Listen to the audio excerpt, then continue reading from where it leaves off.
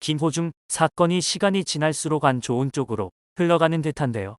급기야 술집에 갔지만 술은 마시지 않았다라는 주장까지 펼치며 여론은 더욱 부정적으로 치닫고 있습니다. 경찰은 김호중의 차량에 블랙박스 메모리 카드가 없었던 것에 자택 압수수색도 고려하고 있습니다. 김호중은 원래부터 블랙박스에 메모리 카드가 없었다고 주장하고 있다고 전해졌는데요. 소속사는 보도 직후 음주운전을 하지 않았으며 사고 당시 김호중은 당황한 나머지 사후 처리를 제대로 진행하지 못했다.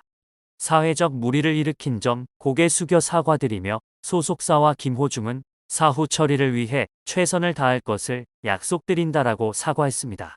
그러나 경찰은 차량 소유주인 김호중에게 수차례 문자 메시지와 전화를 걸어 출석을 요청했지만 이에 응하지 않고 17시간 만인 다음날 오후 4시 30분께 경찰서에 출석해 음주 측정을 실시한 것으로 전해졌습니다. 사안이 심각해지자 김호중의 소속사 생각엔터테인먼트 이광득 대표는 김호중 대신 경찰에 출석해달라고 요청한 사람이 본인이라고 주장했는데요. 이 대표는 김호중의 소속사 대표이자 그와 어렸을 때부터 오랜 기간 같이 살았던 친척형이기도 하죠. 그는 매니저 A에게 김호중 대신 자수하라고 지시한 것이 본인이며 또 다른 매니저 B가 블랙박스 메모리 카드를 뺀 점 등을 시인했는데요. 그는 전말을 털어놓으며 이 내용은 경찰 조사에서도 소명한 것이기도 하다라며 인터뷰에 응했습니다. 먼저 김호중이 유흥주점을 다녀온 행방에 대해서 그는 김호중은 당일 유흥주점에 저와 함께 있던 일행들에게 인사차 들렀다. 당시 고향 콘서트를 앞두고 있었기 때문에 김호중이 술은 마시지 않겠다고 먼저 말했다. 다시 한번 밝히지만 김호중은 술을 절대 마시지 않았다. 이날 김호중은 인사 뒤 얼마 후 먼저 귀가하였고 개인적인 일로 자차를 운전하여 이동 중 운전 미숙으로 사고가 났다. 사고 당시 김호중에게 공황이 심하게 왔고 잘못된 판단을 한 것 같다. 라고 대답했는데요. 음주운전이 아닌 공황 때문에 제대로 된 사후 처리를 하지 못했다는 주장입니다. 해명의 논리적 모순이 상당합니다. 사고 후 미조치는 뺑소니입니다. 언론을 통해 공개된 CCTV 영상을 보면 김호중이 택시를 치고 난 뒤 곧장 도주하는 모습이 나옵니다.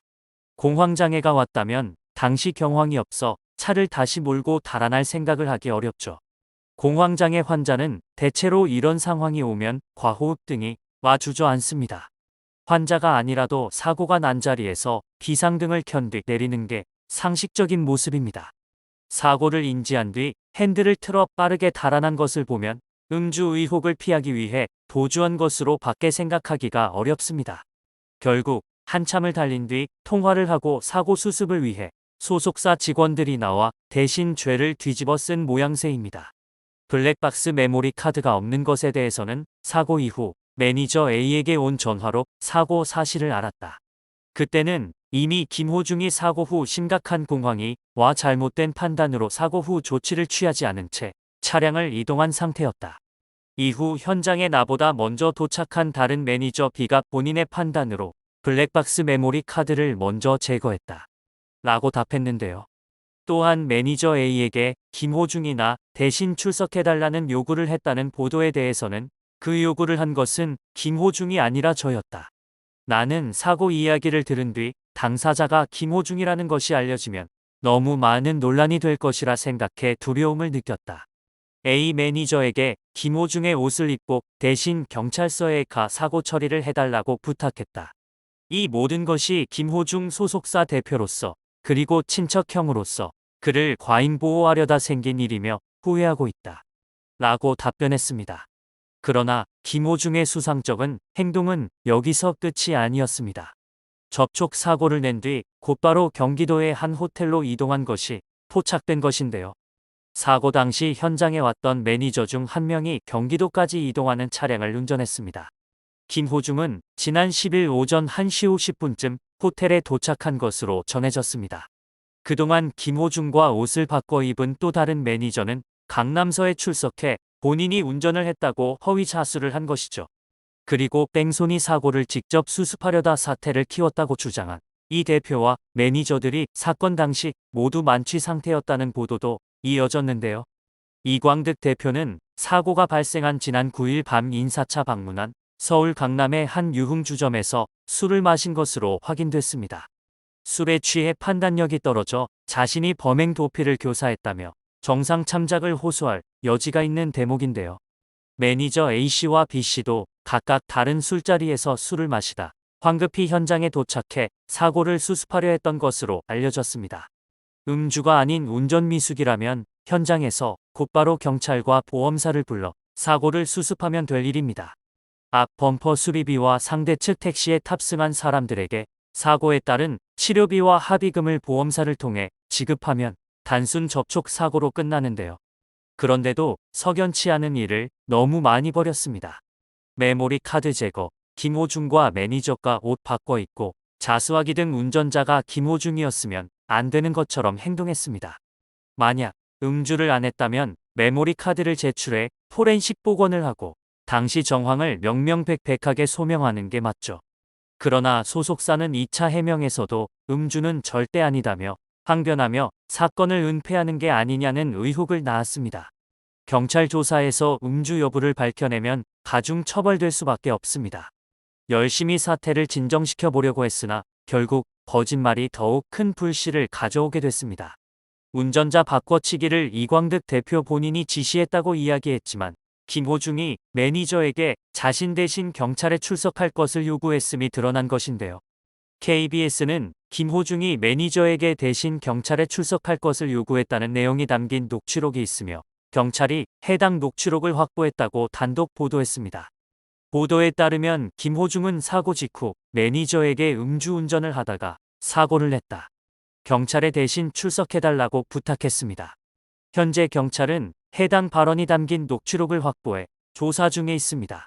결국 음주운전도 운전자 바꿔치기도 모두 시인한 셈인데요. 처음 사건이 보도되었을 때 대중들이 추측한 그대로 사건이 흘러가고 있죠.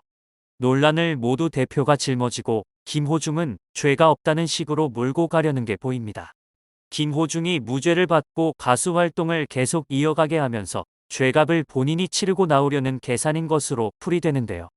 이 대표는 이 모든 게 제가 김호중의 대표로서 친척형으로서 김호중을 과잉 보호하려다 생긴 일이라고 해명해 사건을 김호중이 아닌 자신에게 돌릴 것을 호소했죠.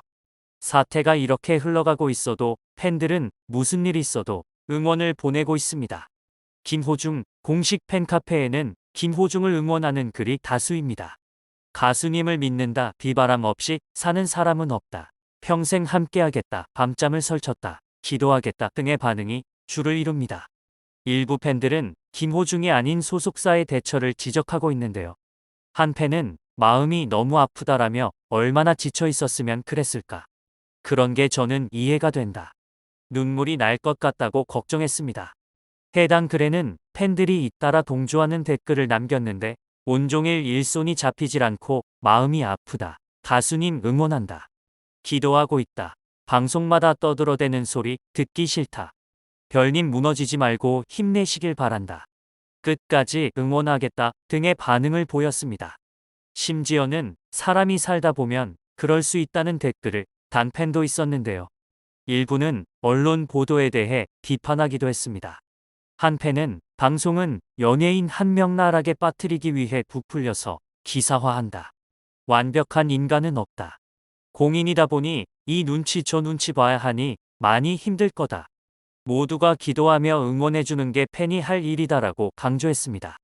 이같이 팬클럽 내부에서 김호중을 옹호하는 글이 잇따라 올라오고 있다는 사실이 알려지자 누리꾼들은 범죄자를 왜 옹호하냐, 지나치게 누군가를 좋아하면 저렇게 되나 보다. 우리 엄마는 안 저랬으면 좋겠다. 가해자를 옹호하는 꼴이 우습다. 뺑소니를 쉴드치네 등의 냉담한 반응을 보였습니다.